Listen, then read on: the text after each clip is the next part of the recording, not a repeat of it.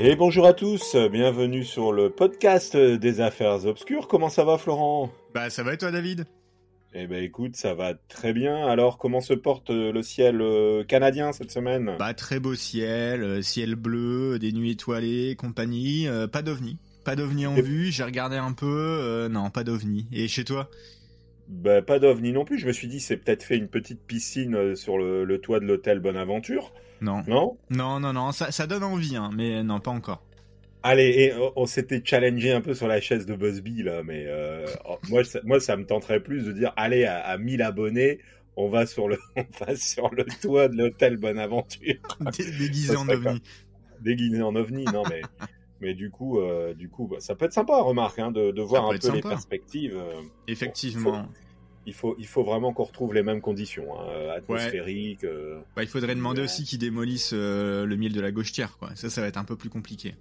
Ouais, ça, on peut éventuellement s'arranger, Ouais, on peut mais ça peut s'arranger. nous coûter quelques années de prison. Ouais, c'est Donc ça. on va éviter. Exactement. Non, bah écoute, tout va bien. En tout cas, moi j'étais content d'entendre une histoire sur les ovnis qui était quand même assez possible, j'allais dire crédible, Ouais. mais c'est à peu près ça. Et donc, on a hâte de voir qu'un jour ces documents soient déclassifiés, parce que Exactement. honnêtement, il y a peut-être potentiellement des choses à apprendre, hein. Bah effectivement, à mon avis, il y a encore plein de choses à apprendre et puis ça a l'air de vous avoir plu aussi, donc bah, merci de votre écoute et puis bah, j'espère que l'épisode d'aujourd'hui aussi vous plaira parce que moi tu m'as teasé ça pas mal. Je pense que c'est la première fois qu'on fait du true crime, hein. Si on met de côté l'affaire Méchino qui est plus une disparition, là toi aujourd'hui tu vas nous parler d'un meurtre, c'est ça? Ah, bah, c'est la question qu'on peut se poser. Alors, moi déjà, je vais te dire quelque chose. J'ai pris vraiment plaisir à préparer cet épisode. Parce que je connaissais cette histoire sans vraiment la connaître. Tu Mais du connais, coup, tu connais le je m'y meurtrier, suis, c'est ça que tu vas nous dire. je m'y suis plongé. On ne connaît pas le meurtrier et on ne sait même pas si c'est un meurtre. Ok, Donc, je ok, tiens quand même à préciser les choses. On a un corps. On a ok. un corps, mais on n'a pas vraiment d'éléments tangibles qui peuvent nous pousser à penser que ce soit réellement un meurtre. Et effectivement, c'est une première pour les affaires obscures de se pencher sur ce genre de sujet qui pourront revenir sur le tapis, parce que finalement, il y a plein de choses, plein d'événements, plein de faits divers de ce type-là qui sont très étranges et qui peuvent attirer notre attention. Et en tout cas, vraiment, je le répète, ça m'a vraiment interpellé cette histoire. Parce que D'accord. souvent on va chercher un peu tout ce qui est surnaturel, tout ce qui est lié aux ovnis, tout ce qui est lié à des choses vraiment qui font partie d'un monde qui peut-être nous échappe. Ouais. Mais là, on est sur du concret, c'est-à-dire on a un corps, mais on a des images, on a une vidéo, et on a vraiment des choses qui sont incroyables. En tout Ok. cas, Bah, en tout cas, ouais. de toute façon, c'est ce qu'on s'était dit au tout début, je pense dans la première bande-annonce du podcast, c'est que on allait faire des podcasts qui touchaient tout ce qui était un peu surnaturel, ovni, fantômes, mystère en général, mais aussi et pas que. Et donc en fait, on allait aussi toucher des sujets qui sont très très terre à terre.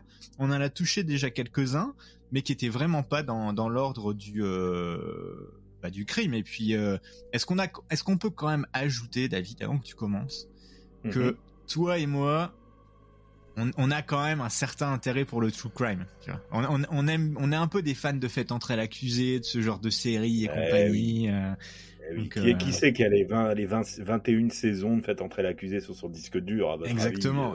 En toute légalité d'ailleurs, David. Bah, évidemment, évidemment. Non, mais c'est vrai que Faites entrer l'accusé, moi, ça fait un moment que je regarde plus, parce que j'étais un aficionados de Christophe Ondelat, Ouais. hein.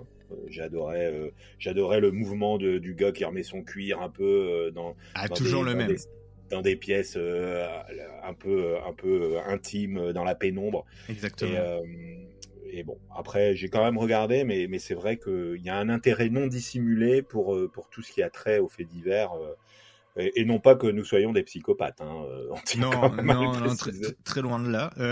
J'espère en tout cas. Parce que des fois, ça fait peur aux gens quand on dit j'adore faire entrer l'accusé. Ouais, ça, tu peux paraître pour un peu le gars un peu borderline et tout des fois quand tu connais un peu toutes ces histoires-là, mais en même temps, moi je trouve que ça donne vraiment un reflet de la société. Moi, je trouve ça énorme puis même d'essayer de voir comment la police a enquêté et compagnie. Je trouve que c'est quelque chose de passionnant. Et d'ailleurs, moi j'ai découvert une série québécoise qui s'appelle C'est arrivé près de chez vous. Qui est un peu dans le même genre que Faites entrer l'accusé, et c'est sur des faits divers qui se sont passés au Québec. Donc pour ceux qui nous écoutent en France ou au Québec et qui connaissent pas, je vous conseille de regarder. Je pense qu'il y a 7 ou 8 épisodes et c'est vraiment pas mal fait. C'est une ref au film de Benoît Poelvoorde Alors ou... pas du tout, j'ai trouvé ça trop étonnant également. Mais non, c'est pas du tout une ref au film de Benoît Poelvoorde. En tout cas, je pense pas.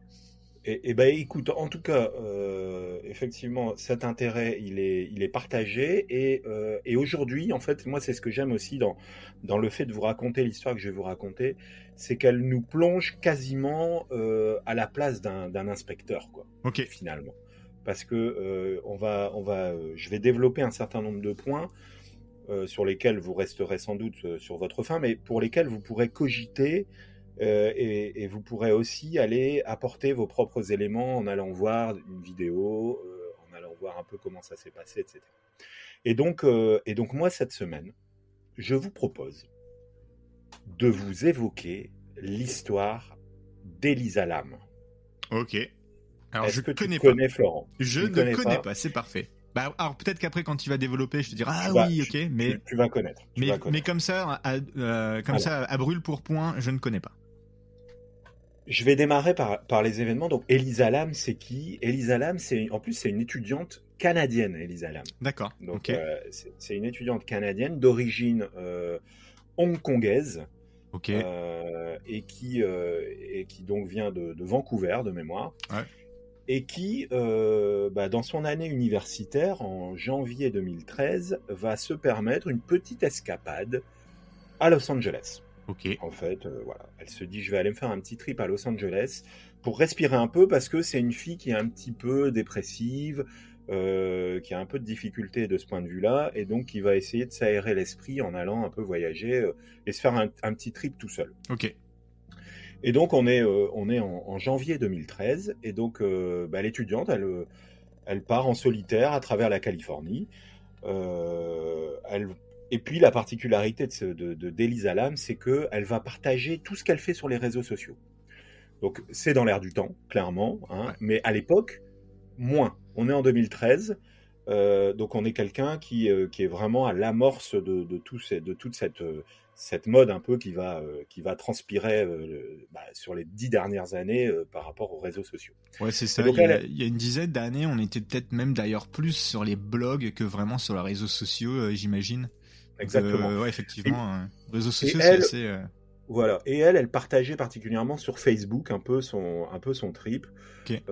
Et donc, en plus, c'est intéressant pour sa famille, parce qu'elle peut suivre sa famille qui vit encore à Hong Kong, peut suivre un peu ses mésaventures à travers les réseaux. Donc c'est vrai que du coup c'est un super lien pour cette étudiante. Ok. Et donc le 26 janvier 2013, Elisa arrive à Los Angeles et va s'installer à l'hôtel Cecil. Je connais. Bah oui, voilà. Forcément, ça allait dire quelque chose à un moment donné. Hein. Et donc, l'hôtel Cecil, c'est un hôtel historique dans le centre-ville de Los Angeles, dans un quartier quand même un petit peu craignos, on dirait nous en France, qui a pas une bonne réputation, parce que il y a des liens avec des faits divers tragiques. Peut-être des trafiquants, etc. Donc c'est pas trop coté, c'est plus trop coté en 2013. Ouais. Ça l'a été, mais en tout cas en 2013, on est plus sur quelque chose d'hyper coté. Ok.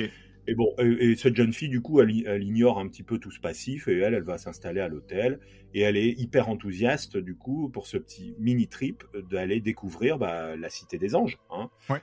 C'est comme ça qu'on l'appelle de mémoire. Hein. Et donc, voilà, pendant ces 4 jours, elle va visiter un peu tous les lieux emblématiques de Los Angeles. Alors, là, je n'ai jamais été à Los Angeles, mais j'en connais, mais comme ça, je vais pas vous dire les classiques, hein, Universal, tout un certain nombre de choses. Ouais. Et donc, elle partage en photo, toujours avec ses proches, tout ce petit trip. Et vient un peu cette date bascule, qui est le 31 janvier 2013, où elle va se rendre dans une librairie dans la journée. Son petit quotidien, il est bien tracé ce jour-là. Elle va dans une librairie. Elle est d'ailleurs, la libraire la remarque, puisqu'elle vient acheter des bouquins. D'accord. Et puis après ça, la jeune fille retourne à l'hôtel et elle disparaît des radars. Dès le premier, je me rappelle plus. Alors, on n'est pas le premier jour, hein, attention, on est D'accord. le 5e jour. Là. Ok, c'est le 5e jour qu'elle est à l'hôtel, et puis elle... Voilà. Okay. Le 26 janvier, elle arrive, elle fait son trip, bam bam, et on est le 31 janvier, et le 31 janvier, c'est là où elle disparaît des écrans radars. En fait. D'accord, hein. D'accord. Donc, au début, pas trop d'inquiétude, mais finalement, très rapidement, puisqu'on est, comme je te l'ai dit tout à l'heure, elle est fortement suivie sur les réseaux, la jeune Elisa Lam. Très rapidement, il y a quand même des gens qui s'inquiètent dans son entourage de dire elle poste plus rien, comment se fait-il, on n'a plus rien, plus de nouvelles, etc. Ouais. Et donc rapidement, les autorités sont alertées par les proches pour essayer de retrouver la jeune fille, puisque dans sa chambre d'hôtel, pas de traces, son téléphone, pas de traces, plus rien ne répond en fait. Ok. Et donc, les autorités, au fur et à mesure des jours, vont intensifier les recherches, puisque cette jeune étudiante, elle est introuvable, clairement. On a la police de Los Angeles, qui est soutenue par diverses volontaires et même des membres de la famille, qui vont passer au peigne fin les environs de l'hôtel Cécile lui-même, les quartiers voisins de l'hôtel Cécile.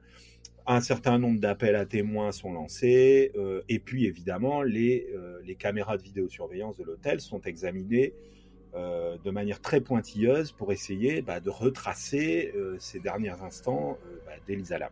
Ouais. Malgré l'ensemble des efforts, c'est pendant plusieurs jours, il n'y a aucun indice qui transpire, si ce n'est une vidéo de surveillance. D'accord. Donc, une vidéo de surveillance qui est très connue, qui a été hyper relayée sur les réseaux. Ouais, qui est vraiment troublante. Hein. Qui est vraiment troublante. On la mettra de toute façon dans les liens, et on la décryptera un peu plus tard pour que vous soyez vraiment au fait précisément de ce qui se fait sur cette vidéo de surveillance. Et donc, à l'époque, finalement, on remarque cette vidéosurveillance, mais elle est pas plus remarquée que ça. C'est-à-dire qu'on voit une personne dans un ascenseur. Là, je dégrossis le truc, mais finalement, ça n'inquiète pas plus que ça. On remarque qu'il y a sans doute un dialogue qui est fait avec quelqu'un. Mais bon, la police s'attarde pas trop là-dessus. Ok. Et le 8 février 2013, puisque on a des clients de l'hôtel qui commencent à se plaindre par rapport à l'eau. En fait, D'accord. L'eau, il signale dans l'hôtel que l'eau a une apparence trouble, une odeur étrange et un goût inhabituel. Donc là, voyez moi pourquoi je bois que de l'eau de la cristalline en bouteille. Oh là là, doucement avec la cristalline, elle est si je sais que c'est pas hyper écolo, mais vous voyez là dans ces circonstances. Non, mais je sais très bien ce que tu vas dire après. Ouais. Voilà, oui, tu connais l'histoire. Et donc, forcément, face à ces inquiétudes, le personnel de l'hôtel, il envoie un technicien pour aller inspecter les réservoirs d'eau qui sont, eux, situés sur le toit. Donc, les réservoirs d'eau sont situés sur le toit, il y en a 4. Et en inspectant un des réservoirs, le technicien va remarquer qu'il y a un corps tout au fond d'un des réservoirs. Oh là là, mon Dieu.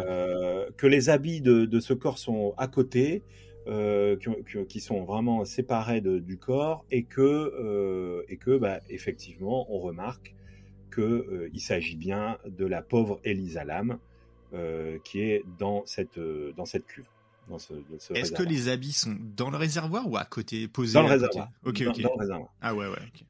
Et donc, voilà, les secours sont immédiatement prévenus. Et puis, donc là, on a vraiment une enquête qui se lance, puisque de cette disparition, on retrouve un élément matériel, le corps, évidemment. Et de là va débuter une enquête une enquête qui, évidemment, n'est pas clos aujourd'hui, je préfère vous le dire tout de suite, mais qui va développer un certain nombre de théories tout à fait étranges. Ok. Et donc, maintenant nous voilà au moment de l'enquête. Hein. Alors attends, juste avant de passer à l'enquête. Vas-y. C'est horrible ce qui s'est passé pour cette dame et tout ça, c'est sûr, mais j'arrive pas à me représenter ce que je ressentirais si je m'étais plaint la veille à l'hôtel que l'eau sentait pas très bon quand j'ai pris ma douche et compagnie, et qu'en plus j'ai bu un peu d'eau et compagnie, et qu'ensuite on vient te dire ah bah on a découvert un corps dans les réserves. Je trouve ça mais tellement horrible pour les gens qui étaient dans l'hôtel aussi. Enfin, tu sais, c'est quand même. Et d'autant que je le développerai plus tard, mais l'hôtel fait face en plus à on va dire, une réputation qui est assez sulfureuse à l'époque. Ouais, c'est ça. Je sais qu'il avait pas très très bonne réputation. Il y a eu des crimes, où il y a même des suspicions qui soient hantés en fait l'hôtel. Ouais. Et donc voilà, ça alimente toujours la légende, hein, genre de récit, et particulièrement celui-là parce que il est quand même assez intriguant. Ouais. Et donc on en est finalement à l'enquête de police. Donc, qui suite à la découverte du corps, vont essayer de venir approfondir un peu les circonstances qui entourent cette mort inexpliquée. Et les enquêteurs, dans un premier temps, vont examiner minutieusement les lieux et notamment le réservoir d'eau. Hein, le réservoir d'eau et le toit et tous les accès qui mènent à la zone du toit. Parce que moi, je sais pas, quand je vais dans un hôtel, en général, je peux pas trop me pointer sur le toit. Non, souvent c'est plutôt fermé, ouais. Voilà. Et donc, évidemment, on refait un focus aussi sur les vidéos de surveillance de l'hôtel qui sont scrutées et qui vont évidemment prendre une tournure tout à fait troublante face à ce récit qui commence un petit peu à agiter la sphère des médias et des médias et des réseaux sociaux. Hein, parce que très rapidement, cette histoire, elle va faire grand bruit sur les réseaux sociaux. J'avais une stat d'ailleurs qui était intéressante, c'est de mémoire la vidéo, elle a été publiée, la vidéo de vidéosurveillance de l'ascenseur a été publiée sur les réseaux sociaux et je crois qu'en une semaine, elle avait fait 3 millions de vues. Oh waouh, 3 millions de vues en une semaine, énorme. À l'époque, hein, on est en 2013. Okay. Faut pas perdre de vue qu'en 2013, les réseaux n'étaient pas ce qu'ils sont aujourd'hui. Ouais, hein. Ouais. Donc, évidemment, le premier réflexe qui va être réalisé, c'est une autopsie. Donc, l'autopsie d'Elisa, qui est réalisée par les médecins légistes afin de déterminer la cause du décès. Les résultats des analyses toxicologiques et des prélèvements effectués sur le corps sont étudiés pour éventuellement détecter des substances qui pourraient expliquer un comportement bizarre avant sa mort. Oui. Et parallèlement, on a une enquête qui est effectuée aussi sur la qualité de l'eau et sur les risques qu'il y aurait pu y avoir par rapport aux clients de l'hôtel. Ouais. Au terme de cette autopsie, les enquêteurs vont conclure à une noyade accidentelle. Donc déjà là, attention. Premier pavé dans la mare. Ouais, ça va vite. Ça va vite quand même. Ouais. On vient dire que donc c'est une noyade accidentelle qui peut, on peut pas apporter de réponse claire par rapport aux circonstances qui ont conduit à cette noyade accidentelle. Et donc on peut pas dire il y a une caméra de surveillance qui a montré qu'elle était montée puis qu'elle était tombée et puis voilà. Et puis c'est pas rationnel puisque je vous donne un peu l'élément, mais la cuve elle fait 3 mètres de haut. Okay. Elle fait 3 mètres de haut et elle a une ouverture dont, si tu veux, pour récupérer le corps, ils ont dû faire des ouvertures supplémentaires. Puisque un être humain normal ne passait pas à l'intérieur. Même en essayant de t'engouffrer et compagnie, est-ce que c'est vraiment impossible Elisa Lam, elle faisait 1m50. Hein. Donc c'était un petit gabarit. Ouais. Donc on peut pas tirer de conclusion hâtive à ce niveau-là. Ouais. Mais toutefois, on peut remarquer qu'il y a quand même quelque chose d'assez étrange. Ouais, effectivement. Dans un premier temps. Donc, au début, finalement, les enquêteurs, pour eux, le mystère, il est total. hein. Il est total. Et ce qui pousse, du coup, dans un premier temps, les policiers à développer un certain nombre de théories. Et ça y est, on y vient déjà en quelque sorte pour appuyer les circonstances de ce décès. On a un certain nombre de théories au nombre de 3 qui sont développées par la police. D'accord. Première théorie développée par la police. Les ovnis. Eh non, Non, on l'a pas. Okay. Celle-là, on l'a pas. Ah non. T'es déçu. Ouais, je suis déçu. Alors, la première théorie, c'est la thèse de l'accident. Ok. Donc, c'est plus ou moins logique, puisqu'on vient de dire que on conclut à une noyade accidentelle. En tout cas, le médecin légiste conclut à ça. Ok. Et la police considère que Elisa, en proie à une crise de panique, d'accord, ou à des hallucinations, elle a pu se retrouver sur le toit de l'hôtel et accidentellement, elle a pu chuter dans le réservoir d'eau.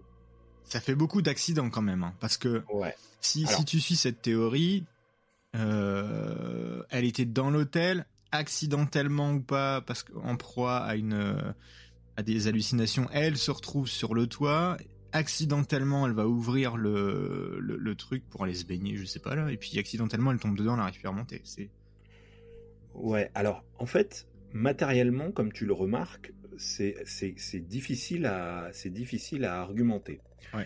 Mais ils viennent s'appuyer, eux, sur le fait qu'elle était plus ou moins instable sur le plan psychologique.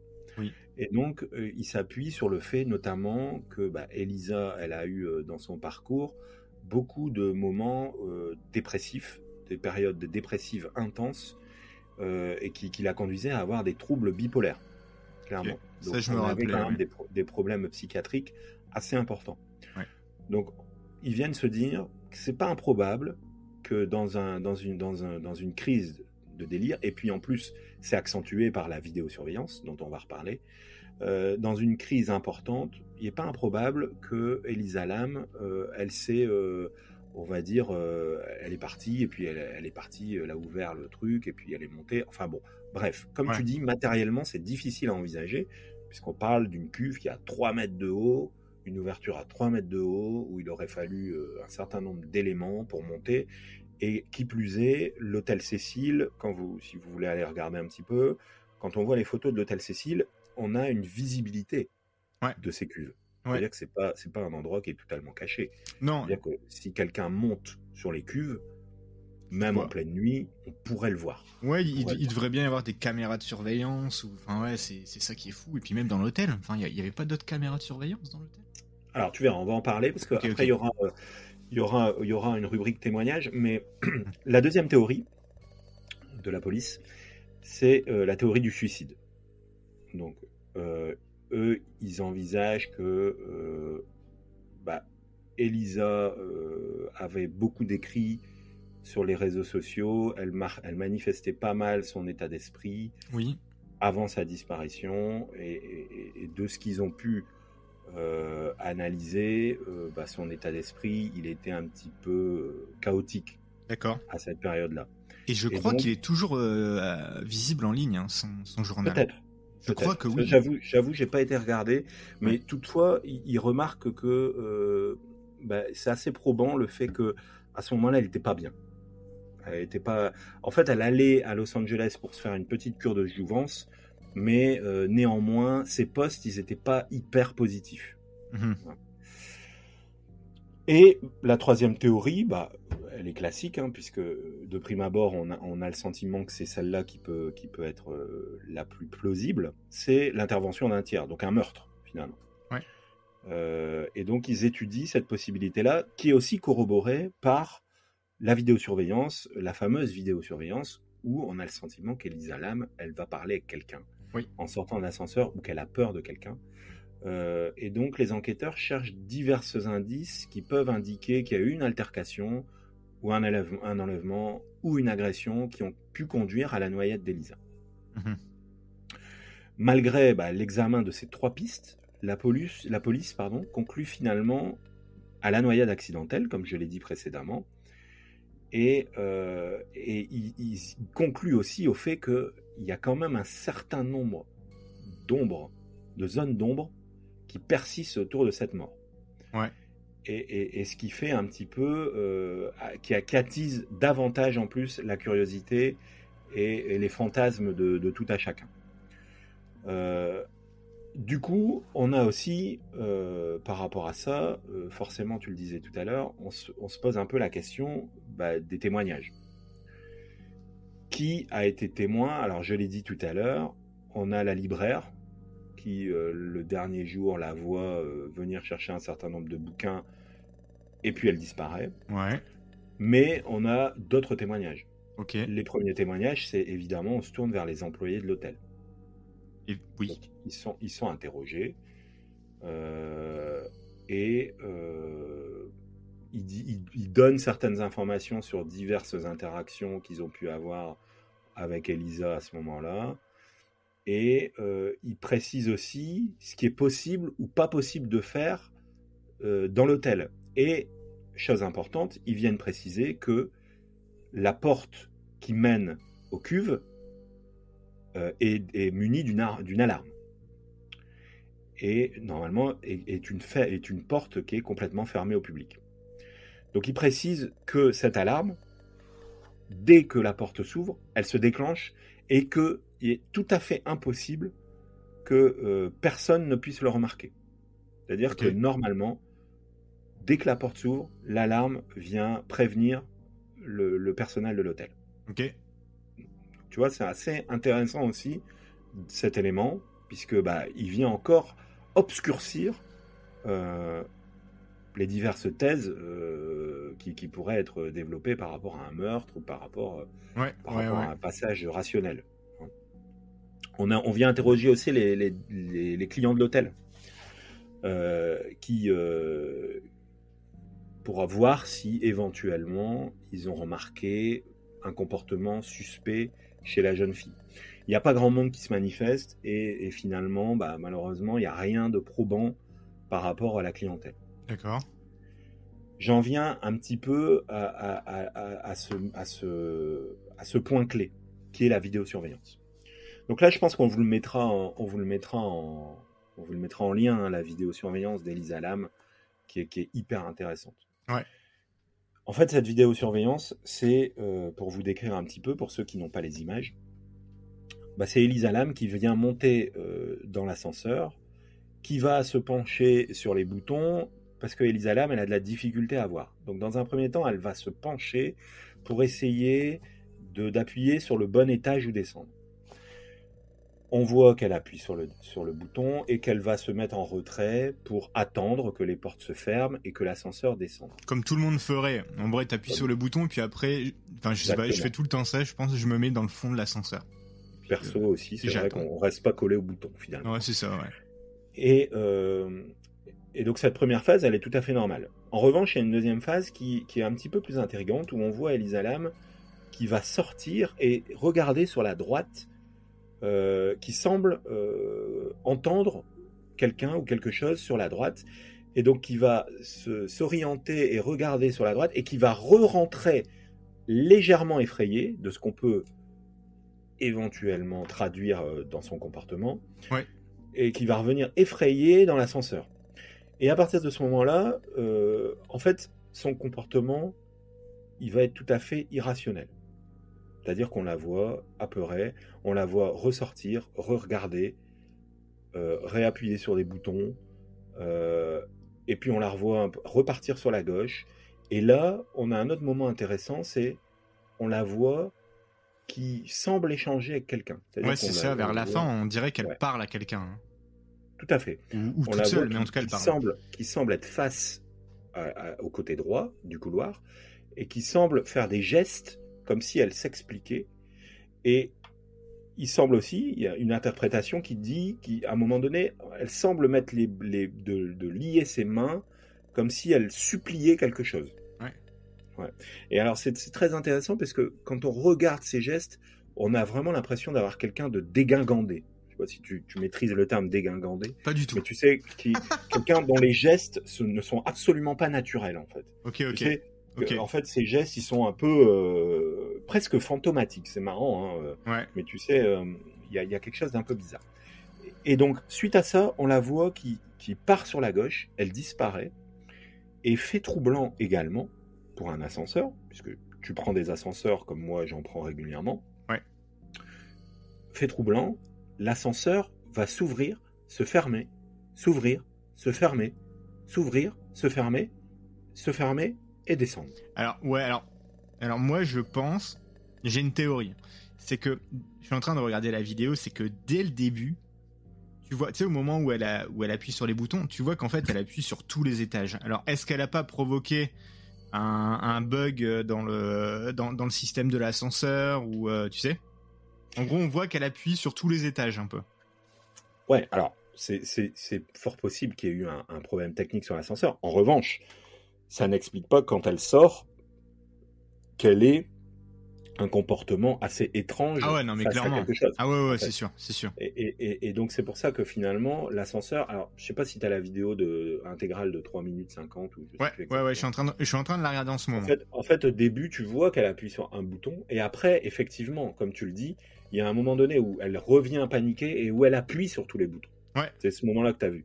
Elle appuie sur tous les boutons en espérant que les portes se ferment et que ça descende.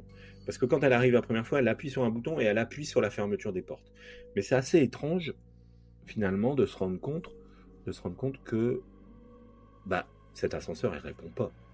Il répond pas au début. Ouais, c'est vrai. C'est vrai, on dirait qu'il est bloqué. Il répond pas. Et à la fin, bizarrement, il s'ouvre, il se ferme, il s'ouvre, il se ferme. Bon, c'est quelque chose. Cette vidéo, c'est le point central de cette affaire. Ouais.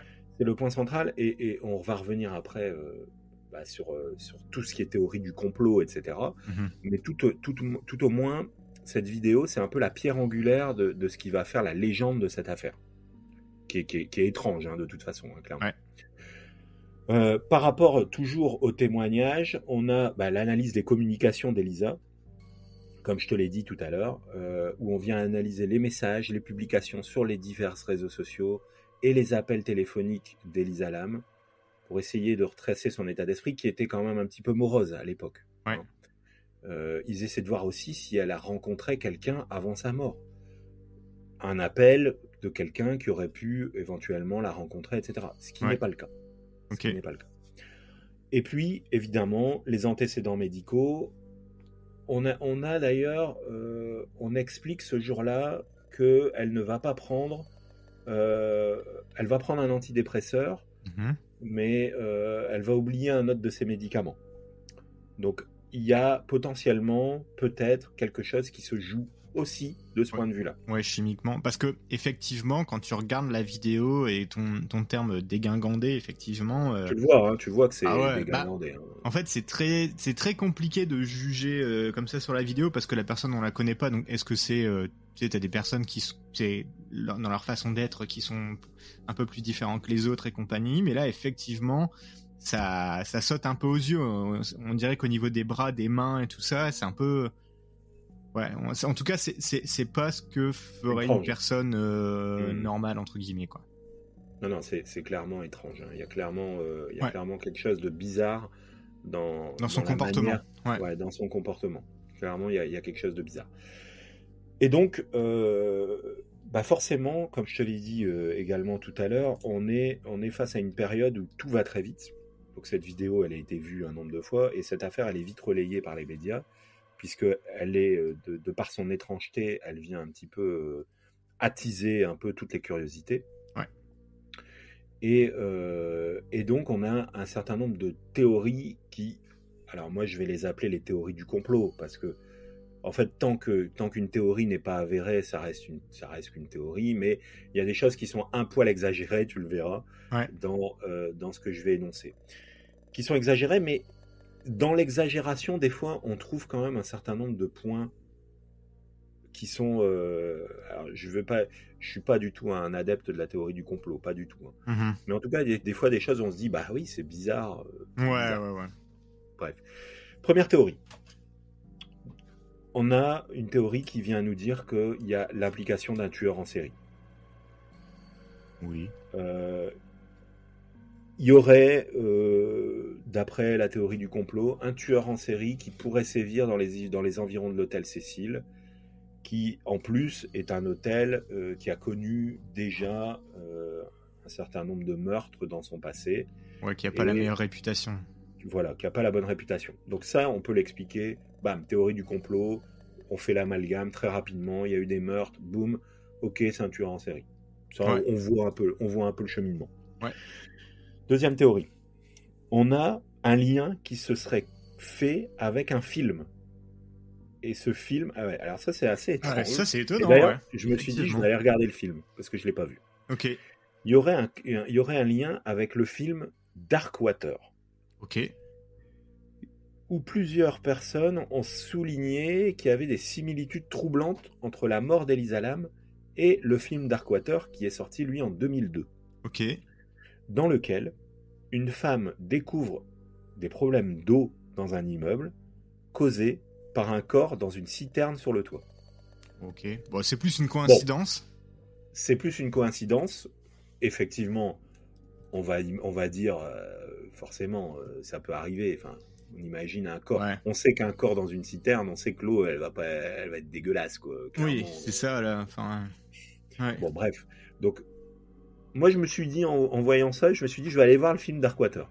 Ok. Juste par curiosité. Ouais, pour regarder s'il y a d'autres coïncidences que celle-là. Parce que si c'est que celle-là, bon, c'est un peu comme notre, c'est un peu comme notre chère madame qui voit la photo du Christ tous les matins sur une biscotte qui sort de son grille-pain. Tout à fait, non mais clairement. Mais du coup, après la sphère des médias, elle vient faire des rapprochements. Ouais, des médias, des réseaux, de plus en plus absurdes parfois. Ouais. Parce que des films où il y a des meurtres, il y en a des milliers, hein, donc forcément. On a une autre théorie qui vient dire que c'est une expérience gouvernementale secrète. Tiens, ça me fait penser un peu à notre épisode sur Pont Saint-Esprit. Ça. Ouais, exactement. Là, il faut mettre notre chapeau en aluminium là, et puis hurler ça avec les yeux injectés de sang. C'est le gouvernement. Je vous le dis, c'est le gouvernement. Exactement. Ouais, c'est ça. Mais du coup, il y a certaines personnes qui évoquent peut-être l'idée qu'Elisa aurait été victime d'une expérience menée par le gouvernement pour essayer de tester, et c'est exactement ça, hein, exactement ce que tu disais, qui essaie de viser des nouveaux médicaments et techniques de manipulation mentale. Ouais, donc c'est le projet le MK projet. Ultra, hein. C'est le fondement aux États-Unis et puis du coup un peu complot. partout dans le monde, mais c'est le fondement effectivement de beaucoup de théories du complot, mais qui se base sur ça qui a vraiment existé. Enfin, je veux dire là pour le coup, ça a été un vrai projet. Donc théorie du complot, mais pas que vraiment, parce qu'il y a une vraie base qui est vraie. Maintenant de là. Amplification de la théorie, quoi. Oh, c'est ça, de là à dire que cette pauvre dame, elle s'est faite enlever par des agents du gouvernement et puis mettre dans le temps KO de l'hôtel, c'est un peu... Ouais, c'est ça. L'autre théorie, et qui moi, moi quand j'ai entendu... D'ailleurs, ça va être intéressant que tu me donnes un petit peu ton avis là-dessus. Ouais. Moi, c'est marrant parce que quand j'ai entendu parler de cette affaire, j'étais plutôt axé sur cette théorie. C'était l'intervention du paranormal. D'accord. Moi, je me souviens d'avoir vu cette vidéo et je me suis dit, il y a quelqu'un il y a une force maléfique. Enfin, en tout cas, c'était ce qui était plus ou moins, on va dire, évoqué par tous ceux qui l'a commenté, cette vidéo. Oui, hein. Ouais. Cas de possession ou d'intervention paranormale. Et donc, effectivement, ça c'est tout à fait relié à ce comportement dans l'ascenseur, qui est tout à fait inexplicable et qui aurait été du coup le résultat d'une possession démoniaque ou d'une intervention paranormale. Mm-hmm. Mais qui peut s'expliquer aussi, pour les plus rationnels d'entre nous, à juste un problème de médicaments, un problème chimique, un trouble de santé mentale, un problème psychiatrique, un trouble de santé mentale, tout à fait. Et enfin, alors là, on a une théorie que, franchement, là, peut-être toi, t'es assez dans la tech, toi. Hein. Peut-être que tu vas, Non, mais alors, du coup, c'est la théorie de la réalité alternée. Ok. Alors, qui est une théorie qui suggère que la mort d'Elisa Lam serait liée à un jeu de réalité alternée qui avait lieu au cours et au moment de sa disparition, et qu'elle était victime d'un participant ayant pris le jeu trop au sérieux. En gros. Ouais, il faut que tu l'expliques là. Compris. Ouais. En gros, il y a un jeu. Alors, moi perso, je suis pas trop un gamer. C'est un jeu dans la vraie vie. Voilà, un jeu dans la vraie vie, un peu, tu sais, comme un peu tout ce qui est, tu vois, quand tu vois les films Hostel, etc., tu sais, où t'as des riches qui enlèvent des gens et qui les, voilà. Et ben là, en gros, il y aurait eu un jeu et quelqu'un aurait poussé le jeu, et dans ce jeu-là, il y aurait eu une intervention, il y aurait eu peut-être un challenge ou quelque chose pour permettre de tuer cette jeune fille. Ah, c'est marrant. Absurde. Moi, elle me séduit plus. Donc, c'est pas celle qui me séduit le plus, on va dire, cette théorie, mais elle me séduit plus, tu vois, que le paranormal. Tu vois. Ah ouais. Ah ouais. Ça, c'est marrant. Alors, du coup, on a ces 5 théories, mais on est d'accord que ce qui est le plus troublant dans cette affaire, c'est que, encore à l'heure actuelle, on est sur la thèse accidentelle, qui prévaut toujours. Ouais. Il faut vous figurer une chose, c'est que cette thèse accidentelle, elle est vraiment rendue très complexe et très peu probable, puisqu'on a vraiment des cuves à une hauteur certaine, avec une entrée très petite, entrée qui était fermée, parce que c'est important de le dire aussi. Ouais, en fait, c'est le point. Ouais, je pense que tu l'avais pas dit. Je l'ai noté sur ma feuille parce que quand j'ai vu le reportage sur cette affaire, moi, ce qui m'avait sauté aux yeux, c'est de me dire, c'est pas possible, ça peut pas être un accident parce que on l'a retrouvé dans la cuve fermée. Donc, enfin, tu sais, je veux dire, à un moment, je veux bien qu'elle a voulu aller se baigner, machin, mais tu vas quand même pas faire refermer la cuve sur toi, à moins que t'aies un employé de l'hôtel qui est refermé parce qu'il est passé sur l'auto, il a dit oh tiens la cuve elle est ouverte, bam il l'a fermée et puis terminé, bonsoir. Mais ouais, je pense que ça serait ressorti quand même dans les dépositions. Ouais, c'est possible. Écoute, en tout cas, c'est ce qui fait l'étrangeté de cette affaire. Alors, j'ai un autre point qui est important quand même à revoir, c'est aussi l'émergence de l'importance des réseaux sociaux dans cette affaire. Donc, qui ont diffusé, comme je te l'ai dit tout à l'heure, très rapidement l'information. C'est finalement, on peut le dire, quasiment la première affaire qui a été relayée par des réseaux sociaux de cette manière-là. On s'en souviendra après, et malheureusement, nos amis canadiens et québécois de mémoire s'en souviennent aussi de comment il s'appelait ce monsieur là qui a tué quelqu'un en direct sur le dépeceur de Montréal, Carlos Magnotta, je pense. Carlos Magnotta, c'était ça. Je sais plus comment il s'appelait. Mais en tout cas, ça c'est après. Et du coup, ça fait écho un peu à ce genre d'affaires où on a une médiatisation et on a aussi les esprits qui se forgent à cette médiatisation. Ouais, et puis t'as un peu deux enquêtes à deux vitesses différentes. Exactement. T'as l'enquête qui se passe sur Reddit. J'utilise beaucoup ce réseau social Reddit et c'est impressionnant la vitesse à laquelle l'information elle fuse et à laquelle t'as des centaines de personnes devant leur ordinateur qui se mettent à chercher, à localiser. C'est ultra impressionnant, je trouve, comment les gens arrivent à localiser en 30 minutes une vidéo qui a été tournée à l'autre bout du monde parce qu'en fait t'as le groupe quoi, t'as du monde qui connaît et compagnie, et t'as l'enquête policière qui est beaucoup plus carrée et compagnie, qui prend beaucoup plus de temps, mais comme tu dis, entre-temps t'as des esprits qui se forgent sur des théories, tu vois, entre deux. C'est incroyable. C'est le gros problème. En fait, c'est un peu depuis l'émergence de Facebook et des réseaux, c'est ces 15 dernières années, on va dire. Depuis ces 15 dernières années, il y a vraiment une difficulté. C'est un peu ce qu'on disait, tu sais, à un moment donné, quand on parlait du foot, il y a 60 millions de sélectionneurs. Oui. Et là, maintenant, il y a 60 millions où il y a 1 milliard, parce que maintenant, on n'est plus cantonné à un territoire. Oui. On est cantonné à, tu vois, l'histoire d'Elisa Lam. Il y a 30 ans, on n'entendait pas parler en France. Ouais. On n'entendait pas parler ailleurs. Ouais. C'était aux États-Unis et puis basta. On n'aurait pas entendu parler de ça. Sauf que maintenant, il y a 6 milliards de personnes qui ont accès à ça. Enfin, peut-être pas 6 milliards, parce que là, on fait injure à tous ceux qui n'ont pas accès au réseau et il y en a encore beaucoup. mais il y a beaucoup de gens qui ont accès à ces informations et qui vont créer leurs propres théories. Ils deviennent eux-mêmes détectives et ils créent eux-mêmes les théories. Et c'est de eux que naissent les théories du complot, hein, finalement. Effectivement. Donc, dans l'histoire du MH370, c'est énorme. Enfin, je veux dire, ça a pris une proportion, je pense, qui était gigantesque. Et du coup, effectivement, dans cette affaire Elisa Lam, je pense que il y a eu beaucoup de théories qui sont sorties avec ça. Tout à fait.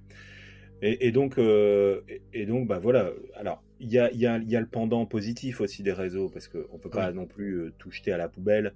Il y a le côté négatif avec la surcommunication, etc. Mais il y a aussi le fait qu'il y a beaucoup d'informations qui ont pu être retrouvées, recueillies par rapport à ça, et qui ont permis d'avancer aussi sur notamment les publications qu'Elisa faisait sur les réseaux, et qui ont peut-être essayé d'aider. Alors elle utilisait 2 réseaux, elle utilisait Facebook, et elle avait un blog aussi, Tumblr. Ouais, sur Tumblr, il est toujours là, il s'appelle Nouvelle Nouveau en français. Donc si vous voulez aller voir, il y a encore le réseau son réseau sur Tumblr.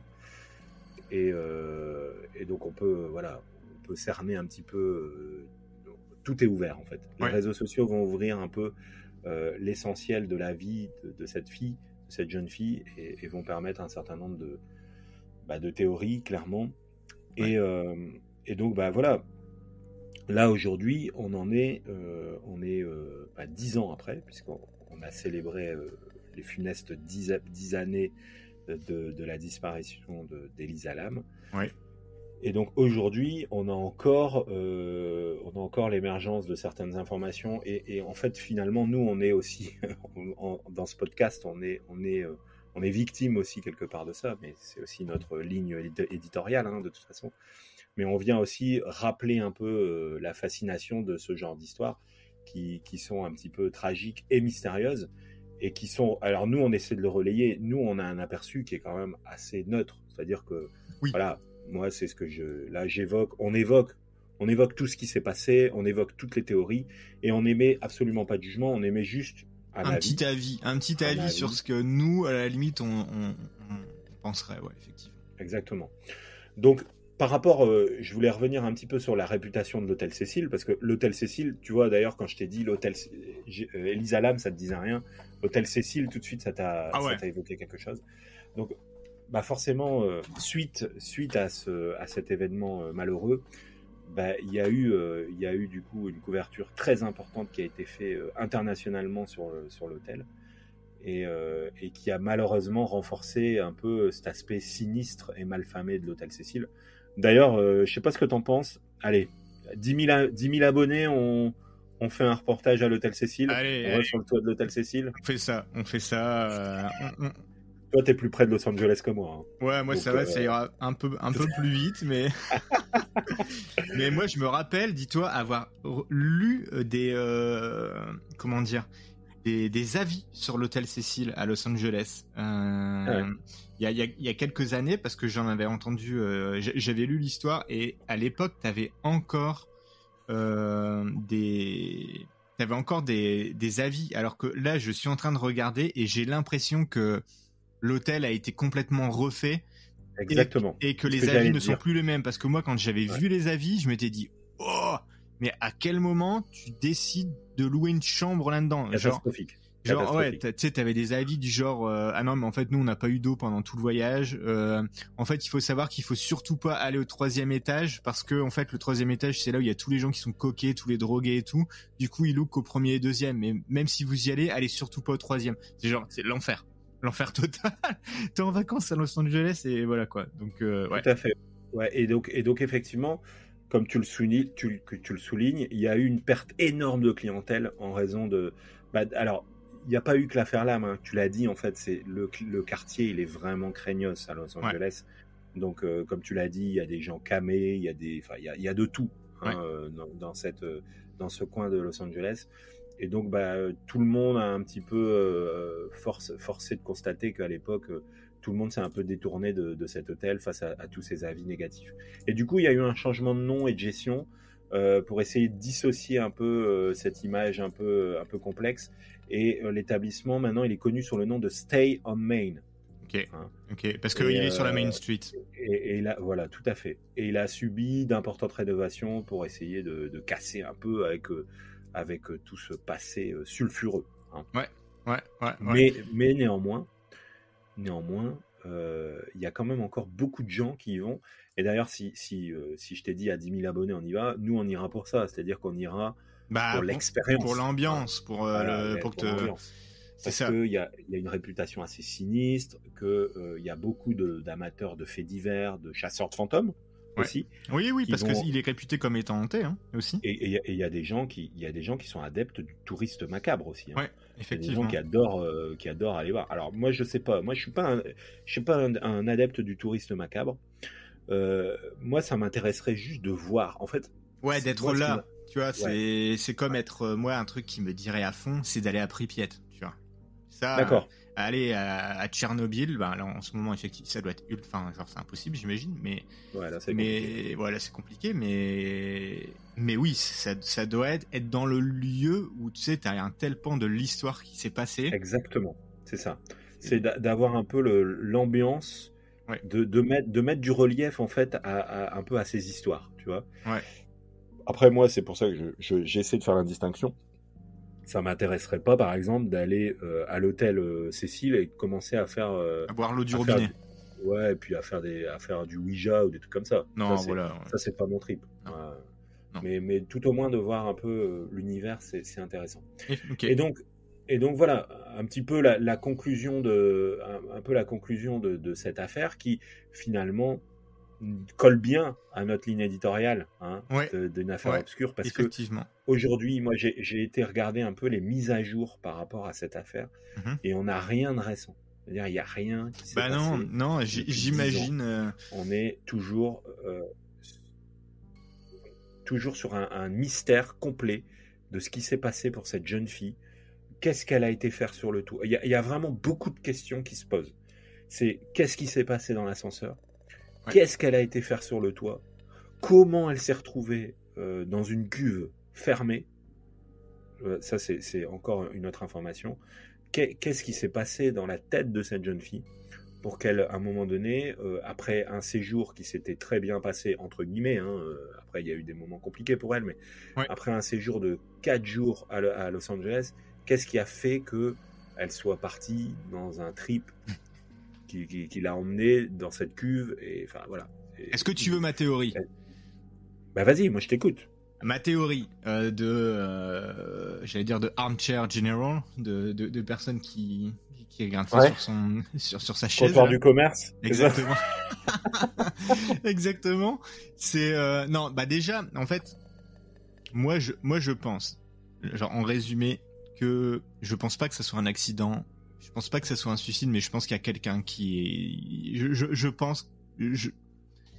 Je pense quand même qu'il y a quelqu'un qui l'a tué. Enfin, je pense que c'est un meurtre. Alors après, tu vois, je dis ça, je me base sur quoi ? En fait, bah déjà sur ton histoire et sur certains faits, comme la cuve qui est fermée et tout. Moi, ça me semble hallucinant. Elle fait 3 mètres de haut, la cuve elle est fermée. Enfin, tu peux pas accéder au toit comme ça et compagnie. Ça me semble vraiment beaucoup trop de coïncidences et compagnie. Et en vrai, il n'y a pas vraiment de preuves formelles qui disent oui, c'est un accident. Et pour moi, les preuves, elles penchent plus dans le sens que ça a été assisté par quelqu'un, voilà, dont aussi la vidéo. Moi, ce qui me paraîtrait le plus probable, alors après, ça veut pas dire que c'est vrai, mais au vu de la vidéo et compagnie, effectivement, peut-être qu'elle a été en prise avec des problèmes mentaux à ce moment-là, par une prise de médicaments ou pas et compagnie, mais en tout cas, on voit dans la vidéo de l'ascenseur qu'elle est pas dans un état normal, en tout cas. Enfin, moi, personnellement, je pense que je suis assez d'accord avec toi là-dessus.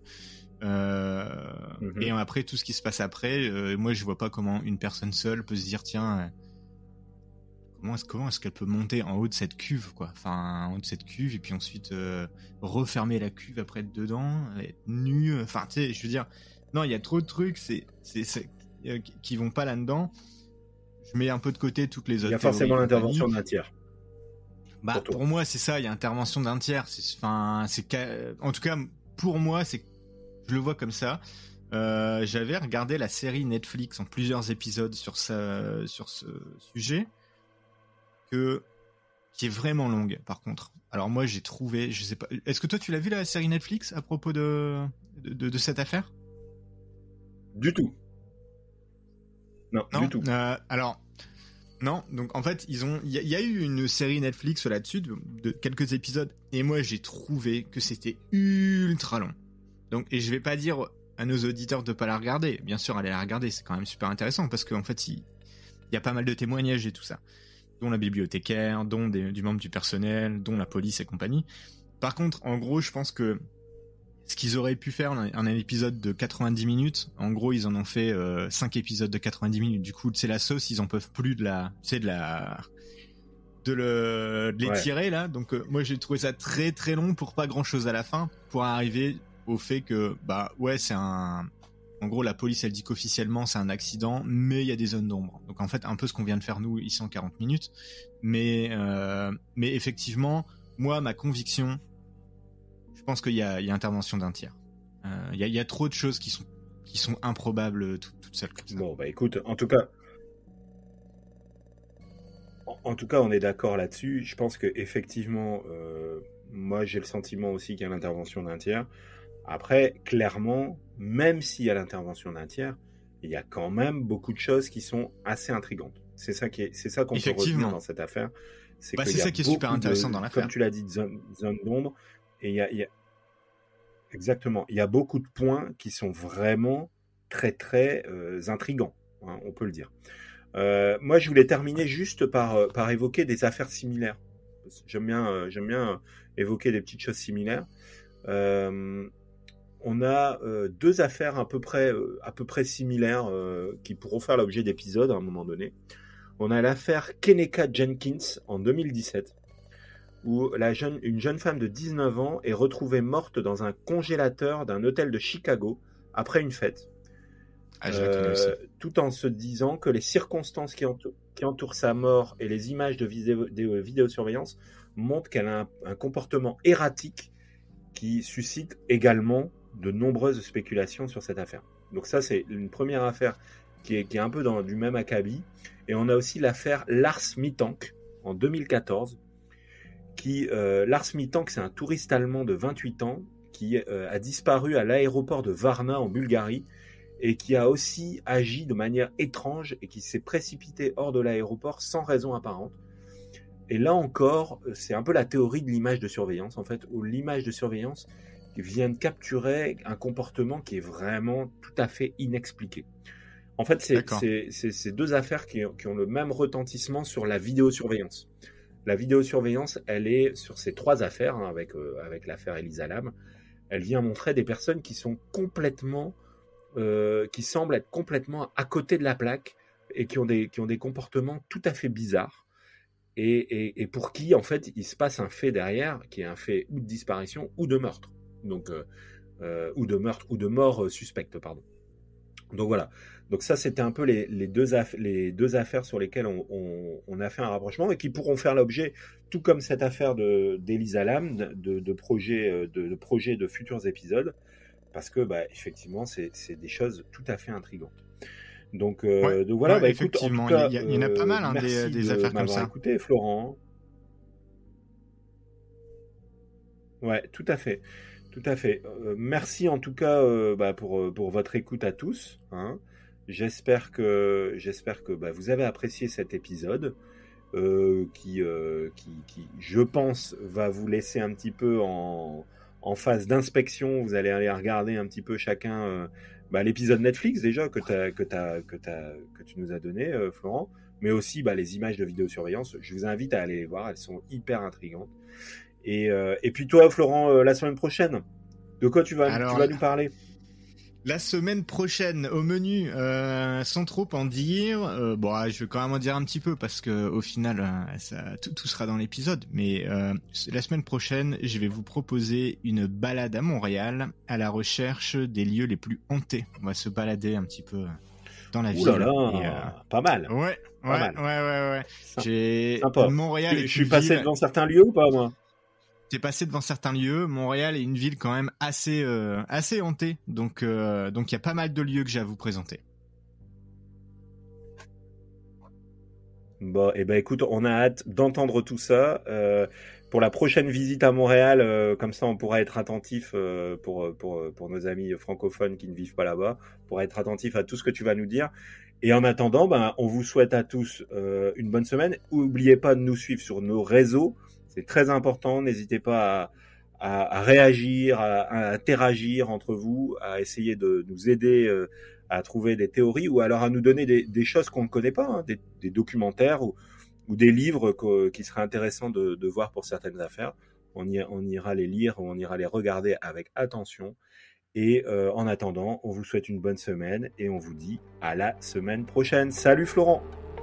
À la semaine prochaine, salut David, merci beaucoup pour l'épisode.